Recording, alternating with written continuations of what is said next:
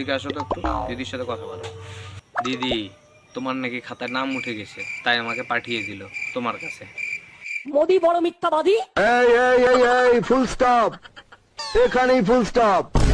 খাতায় নাম উঠে গেছে, সালা মারবো এখানে, লাশ পড়বে শ্মশানে।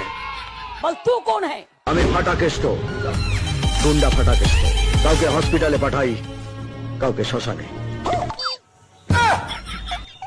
এত বড় অহংকার এই গুন্ডা মির্জাপুরের দল ভাবে কি? আমাকে গুন্ডামি দেখাচ্ছিস না?